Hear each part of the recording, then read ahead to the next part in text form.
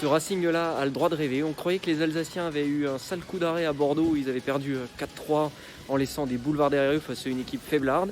Eh ben non, ils ont bien réagi aujourd'hui contre Nantes. Alors c'était pas une grande victoire, 1-0, c'était poussif. On n'a peut-être pas vu le plus beau match des Strasbourgeois qui ont quand même la deuxième attaque du championnat. Aujourd'hui ce n'est qu'1-0, un but de Liénard sur une grosse erreur de Fabio, mais ça gagne et le Racing repasse 4e ce soir avec 38 points. Alors plus très loin du maintien, les Alsaciens ne parlent que de ça pour le moment, mais ça va certainement changer de discours dans les prochaines semaines une fois que les 42 points théoriques seront passés. Et franchement, ce Racing-là peut peut-être penser aux 5-6 premières places si ça continue. C'est peut-être un peu haut, mais pourquoi pas.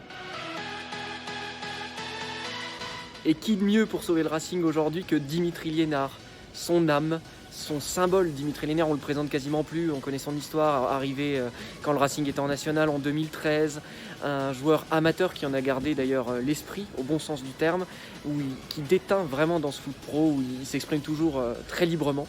Voilà, Dimitri Liénard, à 33 ans, il a planté aujourd'hui son 11e but en Ligue 1, je crois que ça fait 32 au total depuis qu'il est au Racing.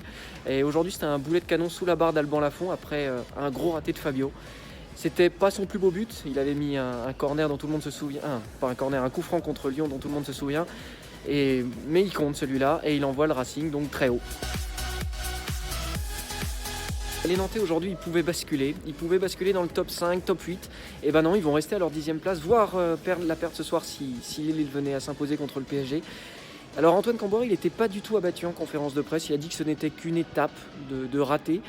Mais bon, c'est un peu dommage parce que ce FC Nantes, qui fait une bonne saison, pouvait s'offrir une fin de saison un peu plus séduisante. Au lieu de ça, ils ont été plutôt bons en première période, mais en deuxième, ils ont subi. Ils ont subi les assauts strasbourgeois et se sont jamais vraiment projetés pour marquer.